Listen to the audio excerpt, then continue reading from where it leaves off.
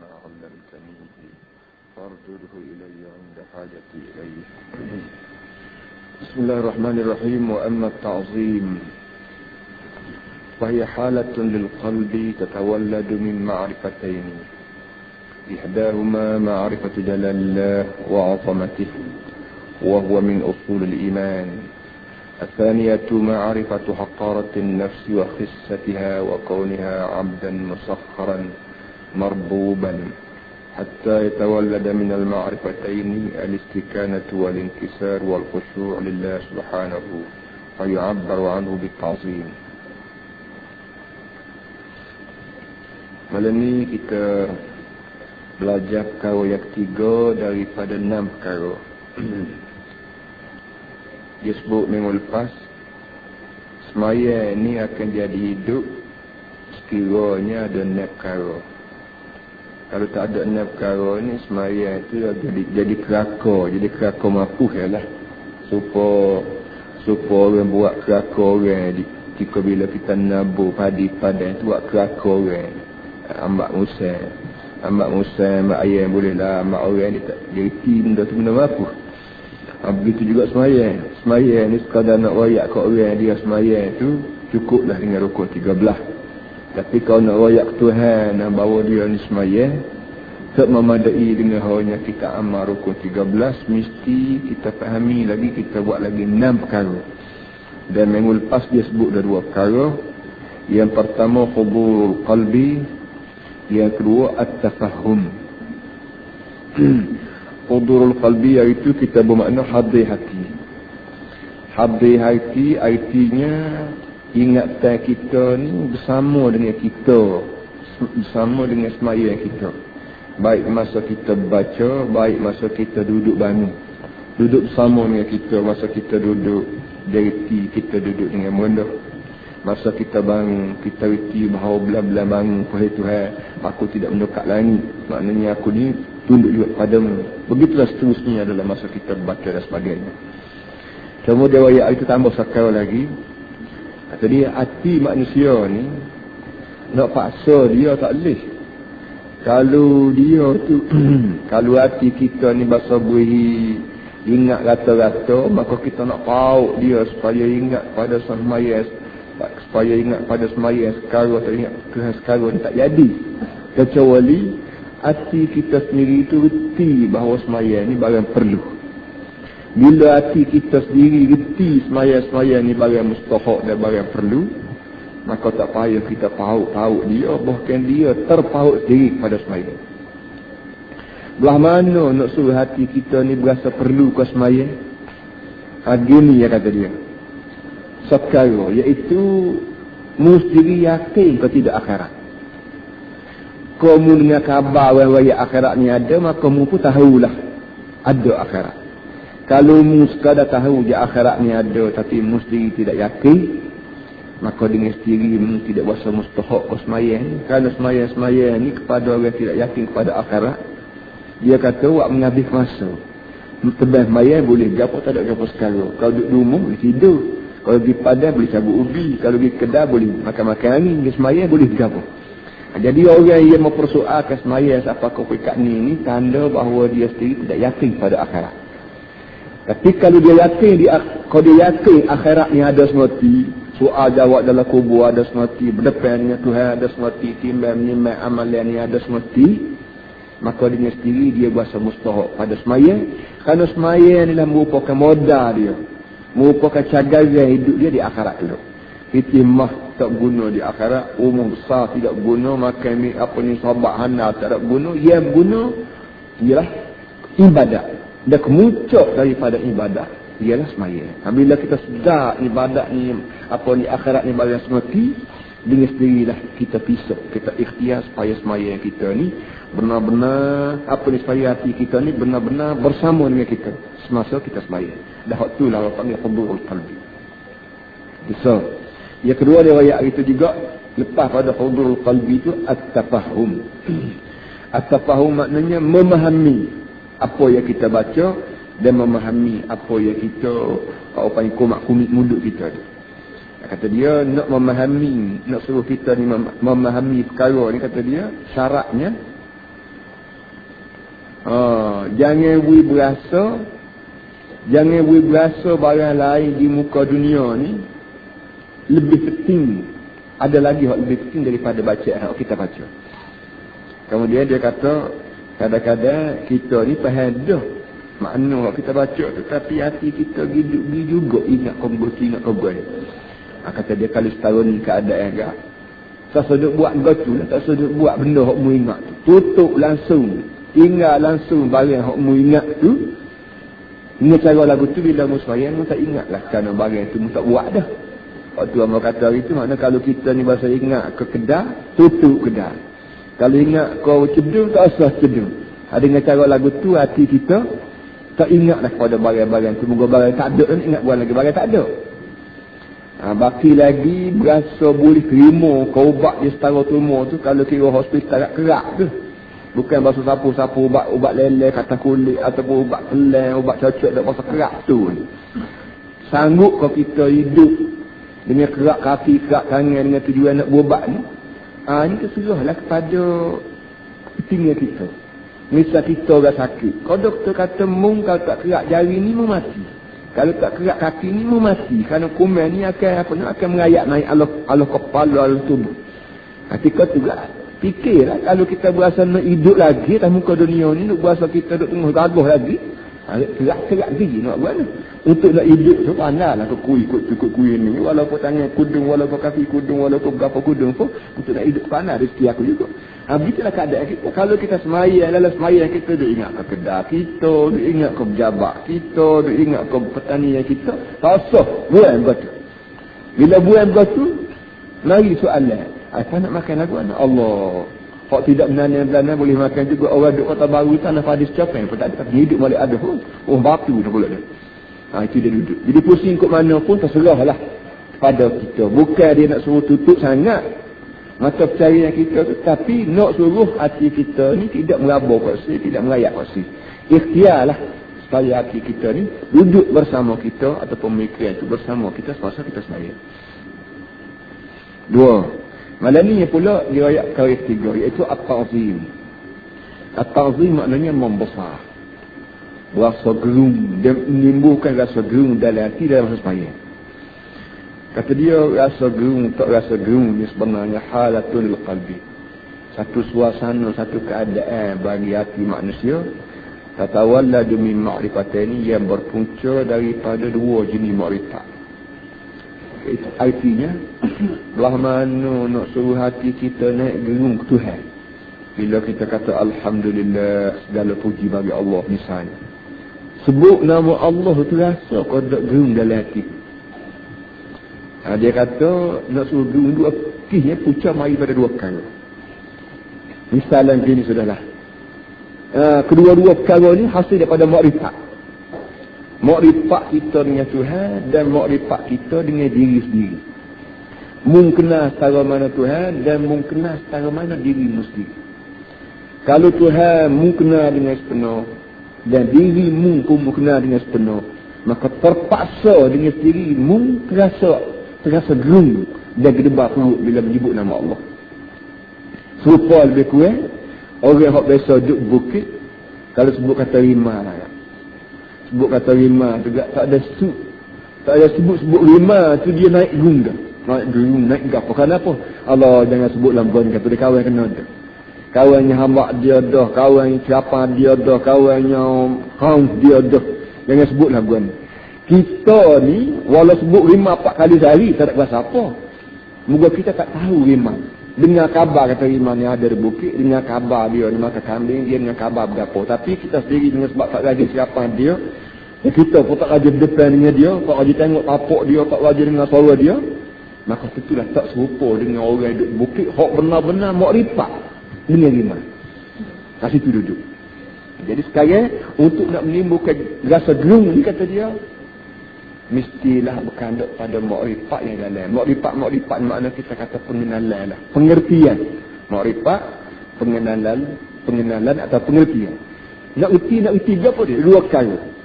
Yang pertama, erti dan kenal Allah, dan yang keduanya, erti dan kenal diri sendiri. Kenal Allah, kenal dengan kebesarannya, kena dengan pongohnya, kena dengan kegagahannya, kena dari segi kebesarannya. Tuhan ni pongoh setara mana, hanalan setara mana, besar setara mana, kaya setara mana, bijak setara mana. Bila kita membaca ayat-ayat Quran ataupun hadis-hadis Nabi yang menunjukkan Tuhan ni gagah kuasa, maka kira-kiranya kenallah kita ni Tuhan. Baik, bila kenal Tuhan tu lebih kurang setara ni, maka kita alih pula pengenalan tu terhadap diri sendiri pula. Kita tanya kita pula, aku ni setara mana? Kalau gagah setara mana? Kalau kaya setara mana? Kalau mana setara mana? Kita padu tengok, pelaga tengok kepandaian kita dengan kepandaian Allah, kekayaan kita dengan kekayaan Allah, kebesaran kita tanding kebesaran Allah Ta'ala. Nampak lalu balik Tuhan yang besar mati, kaya mati, nelah mati, dan balik kita yang kecil, tegak hina, tegak tak pandai, tegak lemah, tegak ada apa sekali. Hasil daripada tinggi doa Tuhan, dari rendah doa kita, hasil daripada kaya doa Tuhan, miskin doa kita, hasil daripada gagah doa Tuhan, lemah doa kita, maka dengan sendiri timbul rasa gerung, dia timbul rasa gedebah peluk kepada Allah Subhanahu Wa Taala sejak daripada mula kita baca Fatihah sampai kepada Assalamualaikum warahmatullahi. Penuh kalau kita boleh, kalau boleh isi penuh, biar penuh tepu hati kita dengan rasa gerung, dengan rasa gedebah kepada Allah Subhanahu Wa Taala. Bila kita baca ayat Subhanallah azim, ka Subhanallah ala, ka Rabbi fili, ka Allahumma hdina, ka kita khayal bagaimana hinanya aku besar Allah Taala melalui bacaan-bacaan yang kita baca dan dari makna-makna yang kita mengerti daripada bacaan itu. Itu mana kata dia? Yang pertama, kenal Allah dengan kebesarannya, dan yang kedua, kenal kehinaan diri sendiri. Dan diri kita ni abdan musakharan, seorang hamba yang kena kerah, marbuban yang kena nyubuat kali Tuhan. Kita kena reti aku ni walaupun aku raja di istana pun tak lebih daripada seorang hamba abdi yang dikerah oleh Allah Ta'ala mari ke dunia. Aku sendiri ni bukan nak mari, tapi nya kerah Tuhan mari. Kita ni bila hamba sebut kena kerah pula, nampak doa kita ni apa ni borah kasar. Ia ikut orang suruh situ kita pergi, suruh sini kita pergi. Tidak pergi, moga kita tak dapat sekarang. Kita kena bergantung dengan pakai tu. Pakai ni suruh akak barang kita akak. Pakai ni kata suruh basuh kereta, kita basuh. Pakai ni kata akak guni, akak. Pakai kata orang duduk makan guni, makan. Bila kita kenal bagaimana seorang miskin ia kena kerah tu, tak boleh akak bulu kening depan pakai dia. Begitulah sepatut kita ingat bahawa aku pun dengan Tuhan aku pun lebih hebat lagi daripada seorang koli ya gerung nak kecek depan topi ataupun nak kat kening atau topi pun gerung. Jadi benar lagu itu sepatutnya wujud dalam hati kita semasa kita semaya. Habisnya kalau lagu itu semaya kita hidup, tidak kata kerakor yang hidup.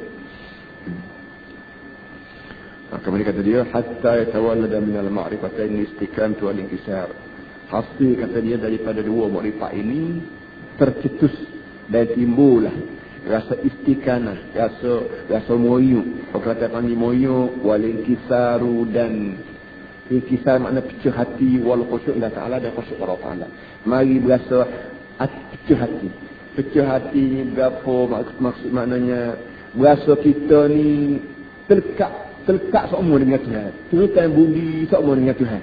Sebagaimana budak kecil hok biasa duduk dukung demuk, hok biasa duduk manja di muk, bila muk dia jauh sikit je, walaupun kita tahu muk kita ni dia buai besar ke buai kecil, tak sedap duduk dia walaupun orang lain berderu, walaupun budak-budak berderu main belakang, tapi dengan sebab dia ni biasa berkata dengan muk, maka bila ringgas sikit dengan muk, dia terasa inkisar, dia terasa kecil hati, dia terasa rendah hati, terasa hina diri dia, berasa tak ilfah semua dengan muk. Nak jalan pun nyemuk, nak makan pun nyemuk, nak minum, nak tidur, nak bertugas nyemuk. Kata dia kalau boleh perasaan macam tu letak dalam hati kita waktu kita semaya kan, comel lah. Dan nak boleh jadi lagu tu perasaan kita dalam semaya, hasil ialah berpunca daripada kita duk perhati semua bacaan, makna bacaan yang kita baca dalam semaya. Kalau sebanyak mana bacaan dalam semaya itu menggambarkan kebesaran Allah dan menggambarkan juga serentak dengan itu kehinaan kita dan kelemahan kita. 3. Yang keempat, al-haibatu wal-khawf. Ta'zim tadi, ayat 3 tadi makna membesar, haibat makna gerung. Kalau kita perhati tu sikit sebanyak lebih kurang ya. Tapi tak apalah, turut dia. Kerana boleh jadi kita dari segi ilmu jiwa ni, kerana barang ni kerana sakutnya jiwa, sakutnya hati. Boleh jadi kita tidak memahami ilmu jiwa atau peringkat perasaan hati seorang manusia. Kita tidak belajar dengan sepenuh, maka kita berasa tak ada beza belah mana di antara membesar dan di antara ta'zim dan di antara haibah al-khawf. Hakikatnya kalau barang ni barang serupa, tentulah Imam Ghazali sebagai seorang tokoh yang terkenal dalam falsafah, tentulah dia tidak bawa begini. Tapi dengan sebab dia bawa juga ta'zim, dia bawa haibah wal khawf, dia bawa walaupun makna dua tu dekat-dekat ya. Dia bawa dia berarti dia reti dengan sepenuh peringkat pemikir seorang manusia yang menyentuh jiwa sunubari dia. Kata dia al-haibah wal khawf halatun lin nafsi تتولد من المعرفة بقدرة الله وسطوته ونفوذ مشيئته فيه مع قلة المبالاة به، وأنه لو أهلك الأولين والآخرين لم ينقص من ملكه ذرة، وكلما زاد العلم بالله زادت الخشية والهيبة. Kata dia haibah dan khauf. Bukan makna Melayu, makna gerung. Lebih kurang juga ni makna ta'zim tadi. Tapi nak bermakna guna moga benda dekat-dekat. Kalau sebut saat ni dah boleh jadi kita tidak boleh faham peringkat kedudukan hati kita. Haibah dalam masa semaya itu kita diajar supaya penuh hati kita dengan rasa gelung dan rasa gentar dengan Allah Subhanahu Wa Taala. Perasaan macam ni kata dia berpunca daripada hati kita, kerana kita ni kena benar-benar Allah Ta'ala ni penuh kudrat dan Allah Ta'ala penuh satwah. Satwah asal makna sapa yang tu ni maknanya kita menguasai orang.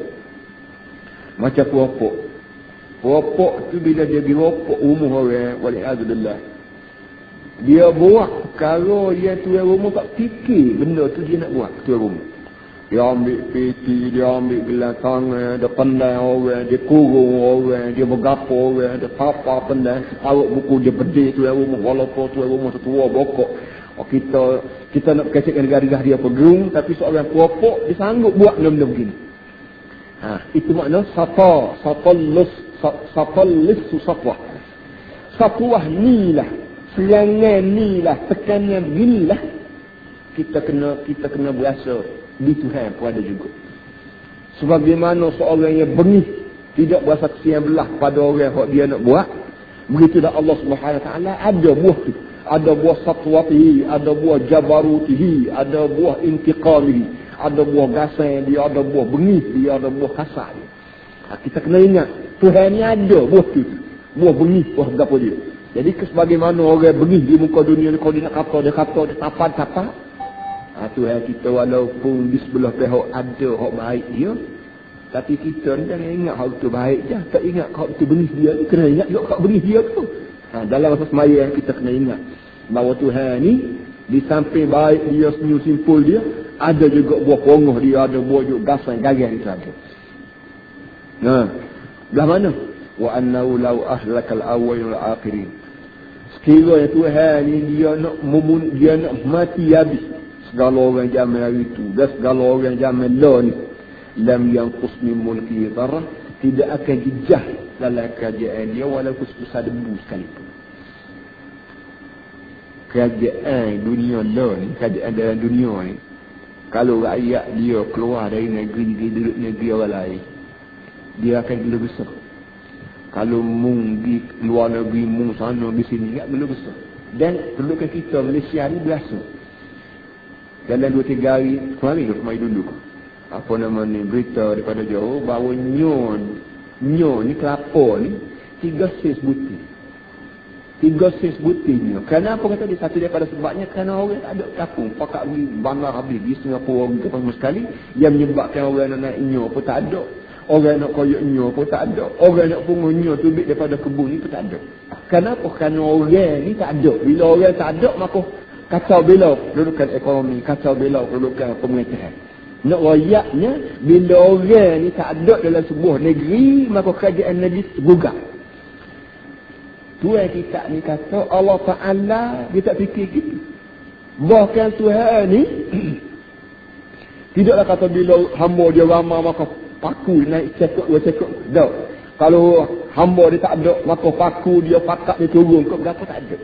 Tuhan ni kau dia nak mati orang. Pak meninggal sekor buta orang. Jok orang zaman itu ataupun zaman gala ni pun lam yanqus min mulki zarrah, tidak akan jejah kerajaan dia walaupun sebesar debu sekalipun. Tidak akan terjejas sebesar debu pun kalau manusia di muka dunia ni mati habis dia mati Tuhan. Tidak sebab kerajaan kita, kerajaan Rusia, kerajaan belakang mana pun kalau rakyat dia pergi ke luar negeri pakat juta-juta setahun tak ada, maka akan jadi jejah kedudukan dia. Tuhan? Tuhan tidak begitu kata dia. Jadi benda gini ni menampak kepada kita bahawa Tuhan ni memang berkuasa penuh. Tak ada gatul sikit abuk dengan manusia.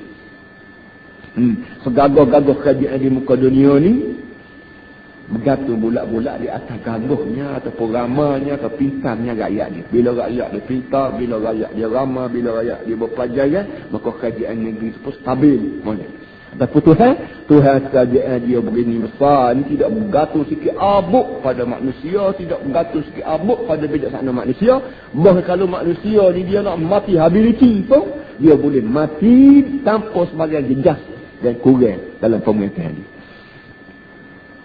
Itu duduk. Jadi kalau setara tu berasa dia kita Allah. Jadi maknanya Tuhan ni mengaku ni tak ada benda hak Tuhan duk gerung-gerung kita takut-takut kita. Balik kita je kena berasa gerung Tuhan dan balik Tuhan tak puas muak maknanya. Muak cemu tengok kita. Kita letak situ. Dengan cara lagu tu timbul perasaan kita nak sama Tuhan. Tidak puas-puas kata dengan Tuhan, dia tidak ingat tidak apa yang tidak puas cuma-cuma untuk nak buat apa yang nak berapat dengan Tuhan. Ya kita selama kini kita tak berasa kita tak berkadap Tuhan kerana kita ada piti dah, ada kaya dah, ada berapa dah. Ya kita tidak ingat piti mah kaya tubuh berapa ni dia boleh kira kita sekiat jalan je. Dia tidak boleh bawa kita sampai ke akhir hayat pakai syurga dah. Jadi dengan sebab kita tak berasa kita tak berasa dengan hak ni ya. Ini pucuknya maka kita tidak berkandap pada Tuhan. Bila siapa kau pekat nasi pun tak boleh telan, air pun tak boleh meneguk, pitih pun tak boleh buat beli, tubuh badan tak boleh gerak, ketika tu berasalah menatang pitih tak boleh tolong aku dengan sepenuh, harta benda tak boleh tolong aku dengan sepenuh, dan sahabat anak-anak rinat pakai tengok keli tak boleh buat apa dah. Ketika tu barulah mulut nak menyebut Allah, mula butir tak butir nak menyebutnya. Tapi ketika Allah ni tidak mikir barang lagi tu. Sebab itulah dalam masa semaya yang baik, luar semaya yang baik, tidak mari dalam hati kita berasa hebat dan gerung pada Allah Subhanahu Wa Taala. Kemudian Tuhan kita ni kata wa kullama zada al-ilmu billah zadatil khasyah wal haibah. Kata dia semakin ilmu dengan Tuhan ni semakin banyak, maka semakin lagi bertambah gerung dan bertambah gentar dengan Allah Subhanahu Wa Taala. Jadi artinya kalau mung nak suruh gerung semua Tuhan sekarang iaitu mu kena Tuhan ni sepenuh. Bila mu kena Tuhan ni sepenuh, semakin mu kena Tuhan, semakin mu rasa gerung, semakin mu kena Tuhan, semakin mu rasa gerung. Jadi kena oleh kerana kita ni mengenali Tuhan ni tidak banyak, maka sebab itulah rasa gerung ke Tuhan ni pun tak terlihat dalam hati kita. Dia nak kenal Tuhan lagu mana, mu nak tengok tak boleh, nak kecek tak boleh, nak buat mana? Puan muda sebut semua adalah kita kenal sekarang ni melalui dua sebab. Tetapi dengan Tuhan hanya satu sebab. Kita kenal benda hak tidak Tuhan, hak sama makhluk ni melalui dua. Yang pertama melalui zat, yang kedua melalui sifat. Kita kenal sama-sama kita. Saleh kenal mamak kenal saleh. Kita kena umur, kita kena mikrofon, kita kena jam, kita kena berapa ni melalui dua sifat sama-sama pun. Kadang-kadang melalui dua saluran. Yang pertama kadang-kadang melalui sifat, melalui zat. Kita tengok jam hak betul lagu ni, hak umur lagu ni, hak tebal ni lagu ni. Kita cakap dua ni hak jam gomaha ni, jam gomawa ni, jam hak nama buat tu ni, hak jam nama buat ni. Zat dia tu kita tengok, begitu kita rasa tengok kita boleh kenal ada bagian. Ataupun mamak tengok satu orang di depan. Dia kata tu salah tu. Kenapa? Muka belah ni, suara belah tu, tubuh badan tinggi setara ni, gemuk kurus setara ni, maka salihlah orang. Itu dah panggil kenal benar melalui tubuh, melalui zat. So lagi kita kenal benar melalui sifat. Sifat maknanya salih sendiri tak ada depan kita. Tapi orang royak kita ada yang mari pagi tak ada. Tubuhnya putih hitam setara ni, tutup kata setara ni. Kata salih, kata setara tu. Jadi kita boleh kenal orang walaupun tak ada zat, tapi melalui sifat dia. Ataupun kita kenal orang melalui perbuatan dia. Kalau buat teh kelak setara ni dekat timur ni. Kalau buat teh tawa setara ni dekat menak ni. Kalau buat teh setara ni mana hati nak keluar tak ni dekat Selamat lah ni. Jadi melalui pertukannya dia, sifat dia, tika laku dia pun kita kenal juga. Allah Subhanahu Wa Taala, para hadirin semua, kita boleh kenal dia hanya melalui soul, iaitu melalui sifat. Melalui zat tak boleh. Kita nak tengok Tuhan putih, kau hitam, kau bolak, kau lepeh, kau tak boleh. Kerana Tuhan tidak bahasa zat. Hanya kita boleh kenal dia melalui sifat. Melalui sifat maknanya melalui kesan-kesan perbuatan dia. Apa nama ni? Sebab kita kata buka Quran. Kita buka Quran, kita baca susunan ayat dalam Quran. Kita boleh kenal lalu ni bukan orang menyusun kata macam ni. Ajarannya dalam Quran bukan jenis orang mengajar lagu ni. Tutup kata dia, ajaran dia, nasihat dia, apa nama ni, tunjuk ajar dia, sejarah hak dia sebut, kisah hak dia bawa, semua sekali menggambar kepada kita bahawa bijaksana lah Tuhan. Aku kenal dua ni Tuhan bijaksana. Kerana nasihat atau hukum-hukum yang dia dalam Quran ni, dapatlah aku kenal Tuhan ni bijaksana. Ataupun lebih-lebih lagi kita panggil makhluk dia. Lenggok langit, nak bumi, dia tengok kita sendiri. Tengok kita sendiri ni, muk tidak buat kita, cik tidak buat kita, doktor tak buat kita. Tapi kita jadi setara ni, betulah tukang hak buat kita ni moho bijak dan moho mana. Siapa dia tukang buat kita? Tak ada siapa dia atas muka dunia mengaku bahawa aku lah buat ni. Tak ada. Oleh yang demikian mu tak mengaku, aku tak mengaku, gak sah dah. Allah Subhanahu Wa Taala buat. Jadi hasil daripada perbuatan dia makhluk di muka dunia ni, kita dapat mengenali Allah sedikit demi sedikit. Melalui sifat 20, kita boleh kenal Tuhan juga. Tetapi yang jadi masalahnya, kita kenal Tuhan ni bukan tujuan nak kenal semata-mata. Tuhan ni Tuhan ni qadir, Tuhan ni tak serupa dengan makhluk, Tuhan ni mendengar, Tuhan melahap, Tuhan gapai baki, itu ini hak sebab 20 orang panggil itu, kenal juga. Tapi soalnya lepas pada kita kenal tu naik, kau gerung kita pada Allah Ta'ala dengan kederat sifat 20 apa semesta.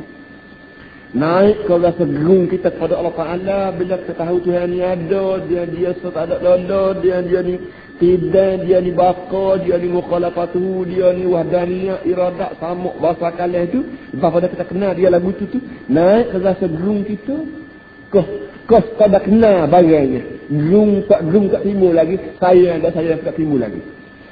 Para hadirin semua, kalau kita kenal Tuhan secara tu je, orang panggil tak menganyuk.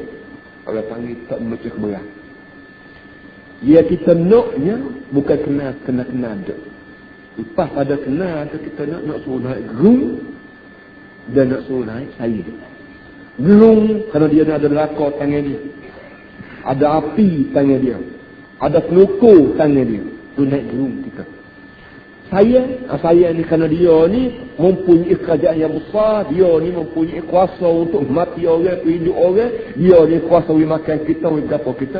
Saya dah gerung, barulah sapalah hajat. Mau lipat kita dengan Allah Subhanahu Wa Taala. Berapa dah tu? 3, 4, 5. Amar raja. Fasababuhu ma'rifatul lutfillah azza wa jalla. وكرمه وعميم إنعامه ولطائف صنعه ومعرفة صدقه في وعده الجنة بالصلاة فإذا حصل اليقين بوعده والمعرفة بلطفه انبعث من مجموعهما الرجاء لا محالة. Kata dia bila kena ada gotu dalam hati kita, dalam sayang bergoning gotu kena ada pula lagi raja maknanya letak ayat letak harap. Kena ada perasaan harap, perasaan bergantung kita dengan Allah Ta'ala. Pucuk yang jadi kita ni berasa nak gantung Tuhan kenapa?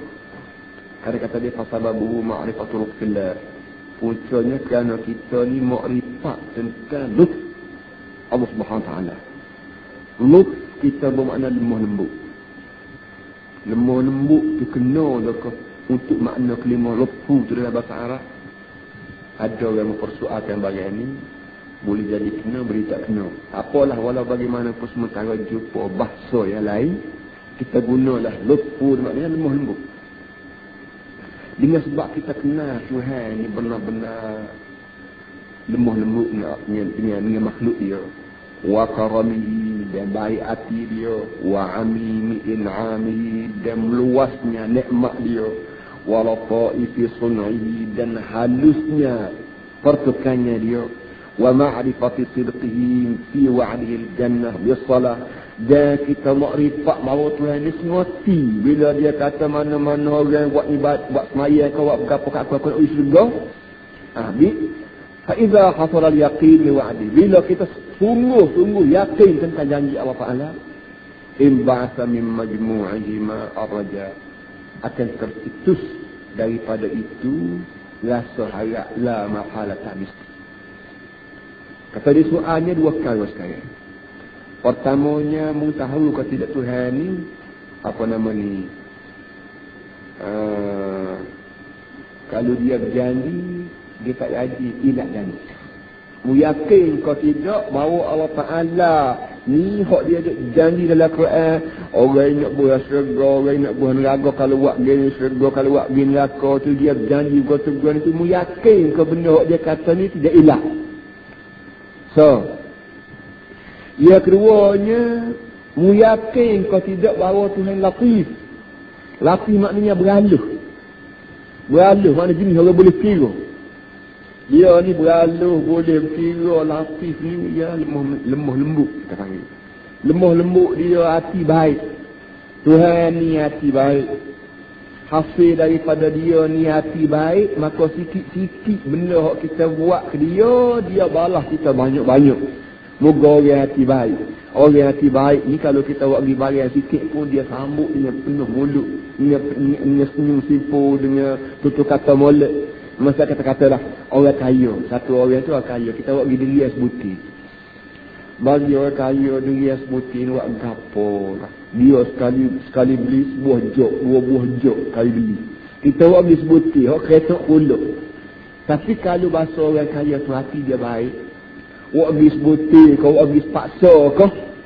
Kalau dia bahasa hati baik, dia terima hadiah kita dengan muka mani, dengan tutur kata comel. Dia kata, Allah kau sepaksa pun hari juga, kau budak-budak nak makan gapo dalam rumah. Tengok. Kalau kecek lagu tu kita pun senang.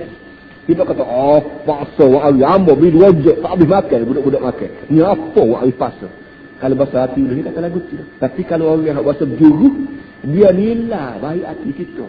Pucuk nu mari jalan kaki hari dia kat kuala pos paksa, tanda orang ni juru. Lalu kita pun senyum, Allah lah mak cik dikau paksa pun hari juga al berjurunya, mak cik ingat kambo. Tak budak-budak nak makan gapo lah mak cik. Baiknya mak cik naiklah mak cik makan anak yang kena nasi lah mandi gapo semua sekali.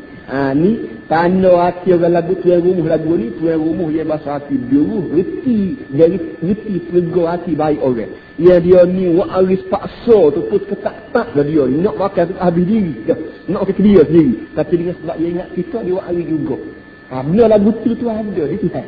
Tuhan ni ada buah lagu tu. Hari tu Tuhan ni, dia nak orang buat banyak. Baru dah dia perga. Buat sikit-sikit, tak. Tidak begitu.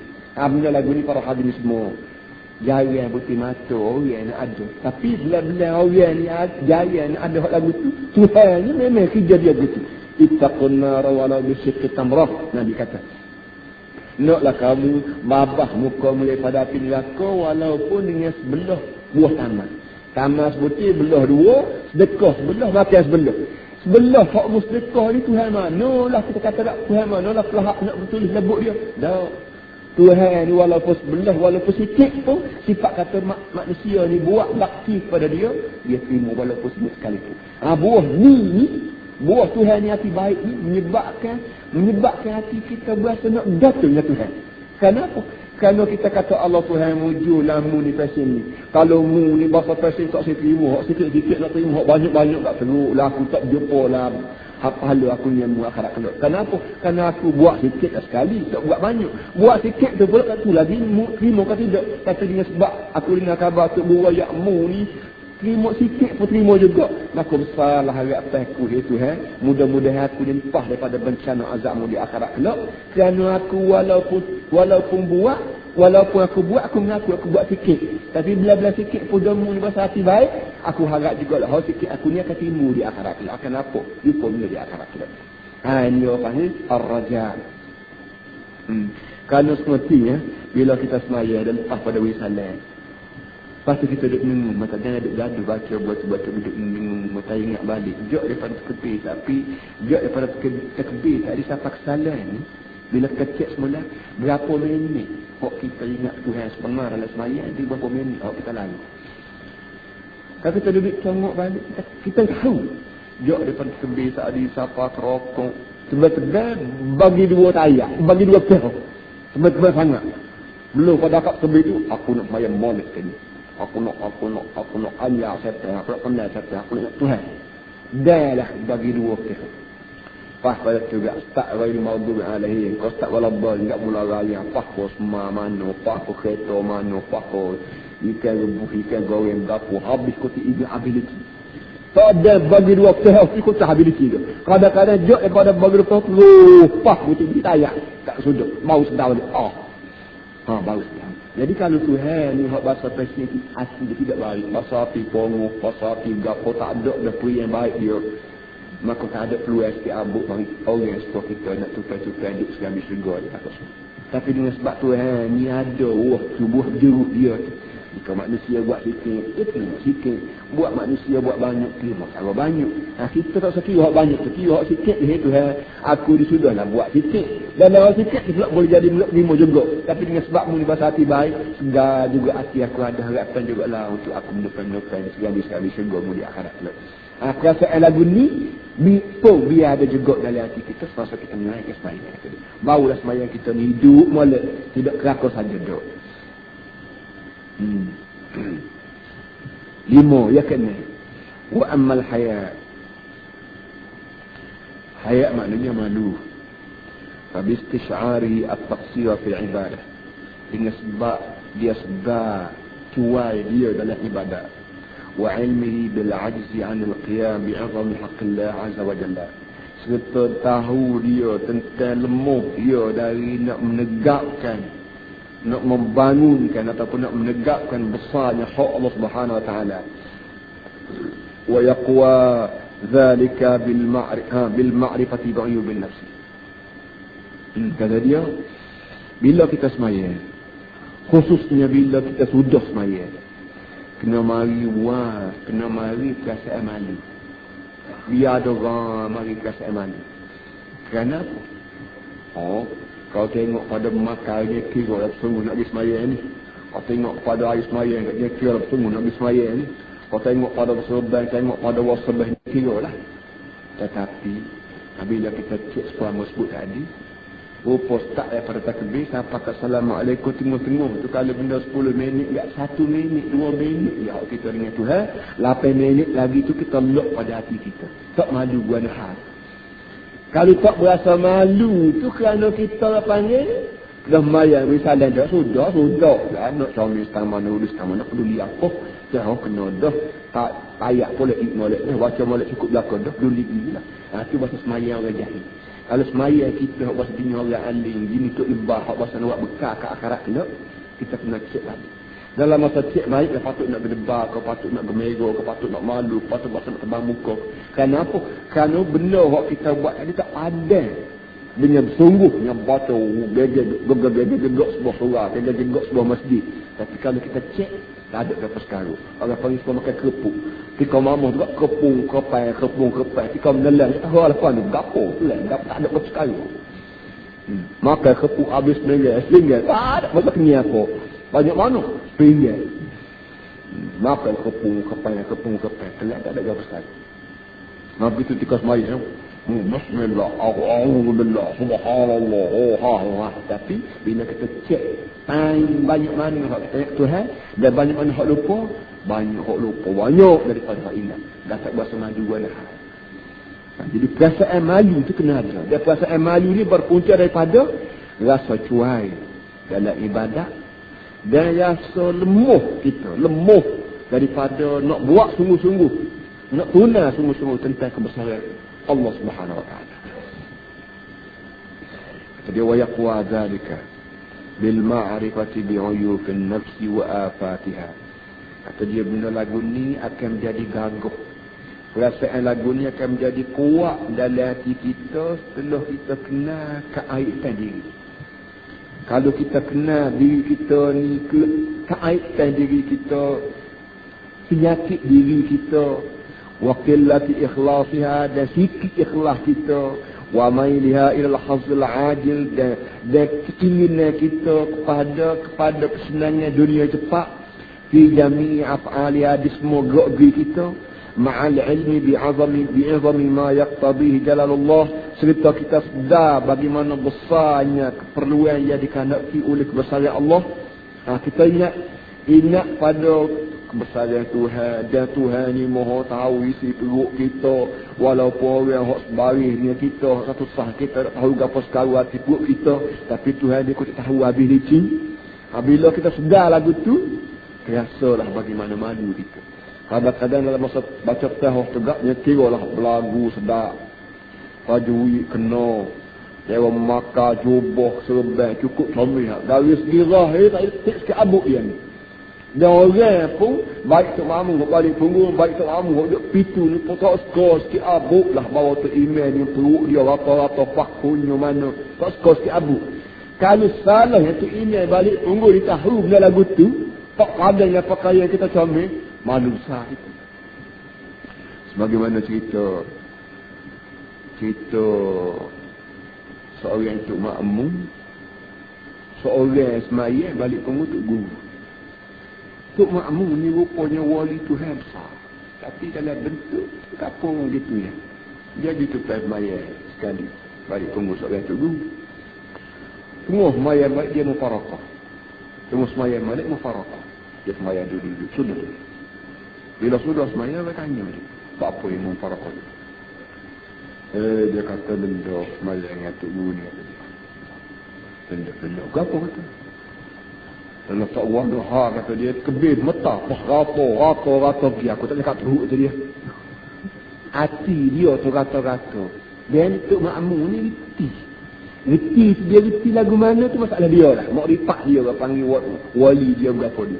Tahu tahan apa dia, pah dalam kebun dia, pah kedai mana, dia aku tak cakap teruk, dia tak aku pekas main sorang.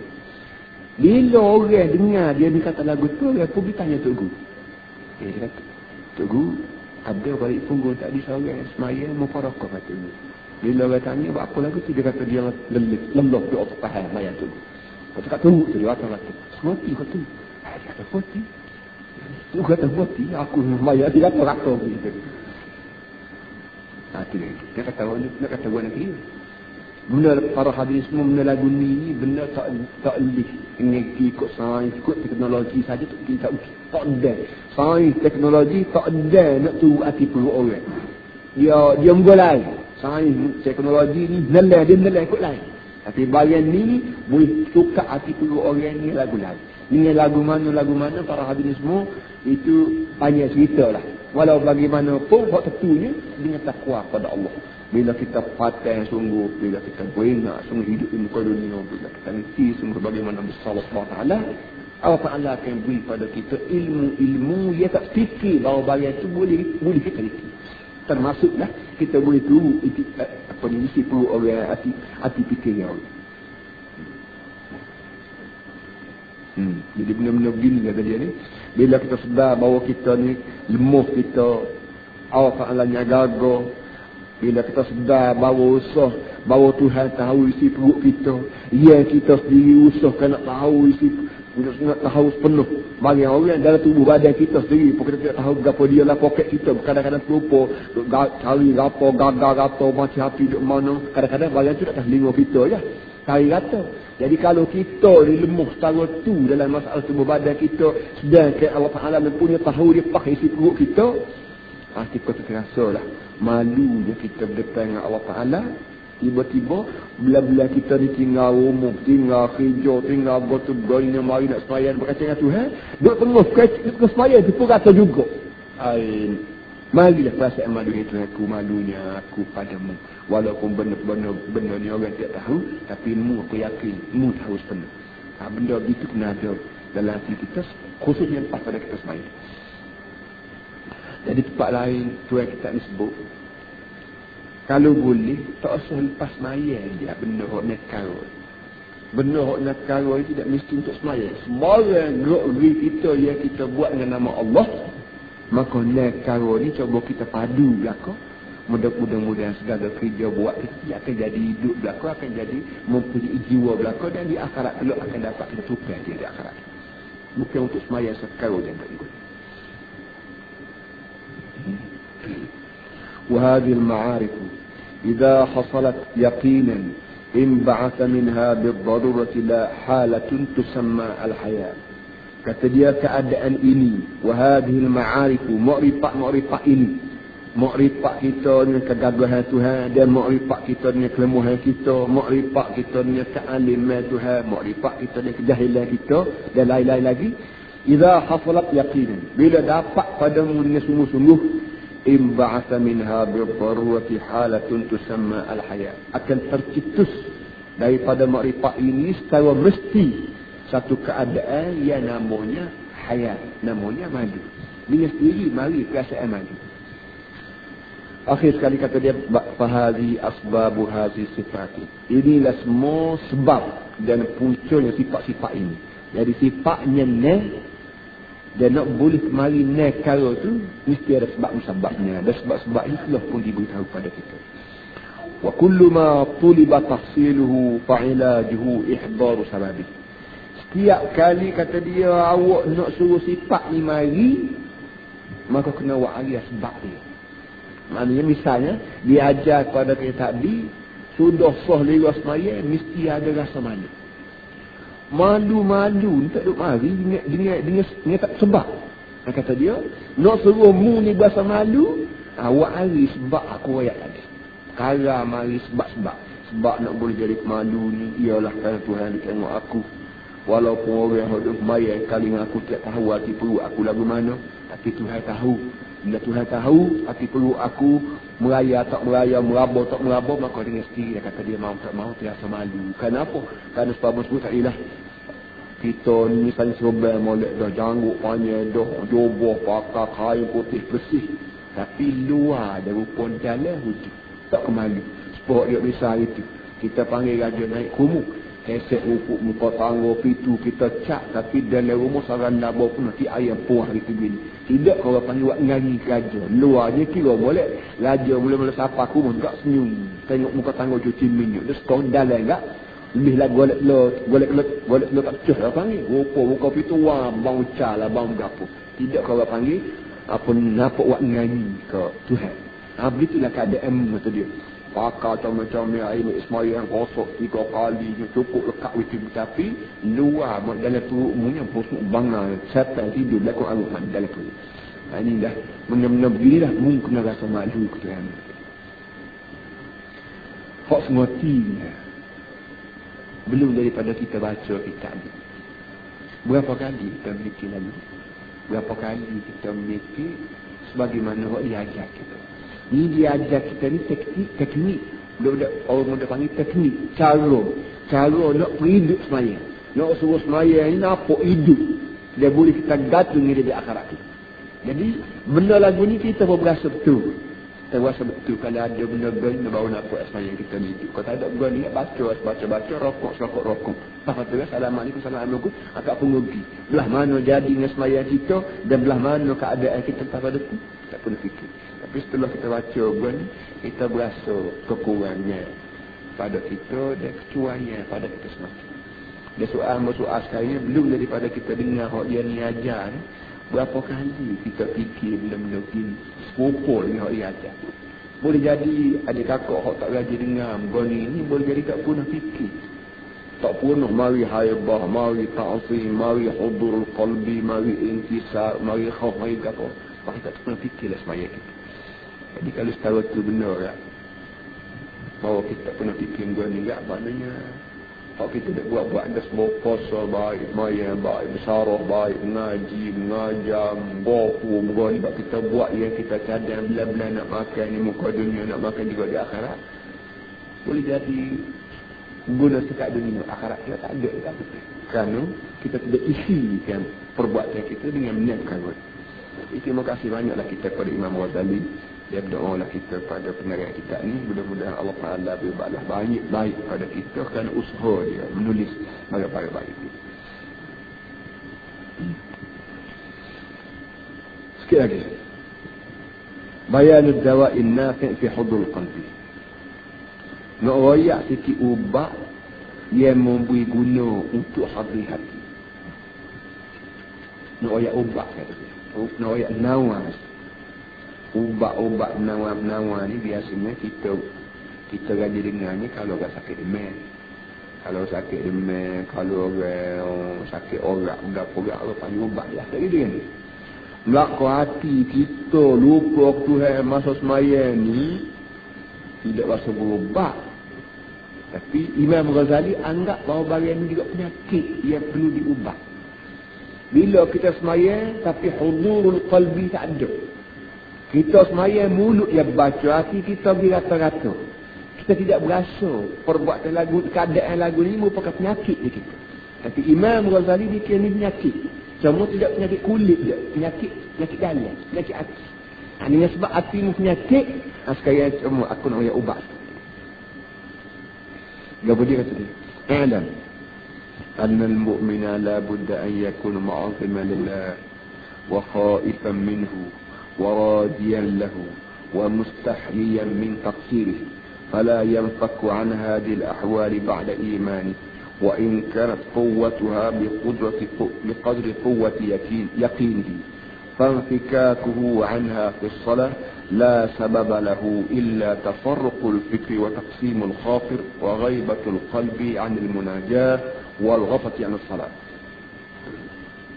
Kata dia, orang mukmin kalau sematimu ni mukmin, mesti dah mu ni membesar pada Allah Subhanahu Wa Taala. Kalau sematimu ni mukmin, mau tak mau mu terpaksa membesar Tuhan. Malaikat mu tidak mukmin, mengaku dia mu mukmin, hakikat mu tidak mukmin. Tapi kalau mu sungguh mukmin, mesti mu membesar pada Allah Subhanahu Wa Taala. Gerung Tuhan, dia letak harapan ni sebenar. Dia malu kerana mucuai dalam tanggungjawab. Kata dia, fala yanfaku an hadil ahwal ba'da iman. Sepatutnya keadaan ini akan berterusan lepas kalau dia beriman. Sekalipun kekuatan itu mengikut keadaan tebal nipi iman dan mengikut keadaan dalam tahap pengajian. Maknanya orang mukmin tak boleh jadi tidak gerung Tuhan. Kalau tak gerung Tuhan, tak sayang Tuhan, tak saya kata mukmin lah. Sebab sangat mu ni orang Melayu, bukan orang mukmin. Boleh jadi mu ni tak Melayu ya, tidak Cina, mu ni Melayu. Kerana mu ni reti Tuhan. Tapi dengan sebab mu tidak gerung Tuhan, aku nak kata mu mukmin tak boleh. So, yang kedua, bila kita ni beriman apa ni gerung Tuhan, tanya kita ni mukmin, maka adakah gerung hak yang ada pada hamba ni serupa dengan gerung hak yang ada di orang lain? Dan gerung hak yang ada di orang lain serupa dengan hak gerung yang ada di hamba? Kata dia ni dia tebal nipis, tinggi rendah, besar kecil mengikut keadaan makrifat.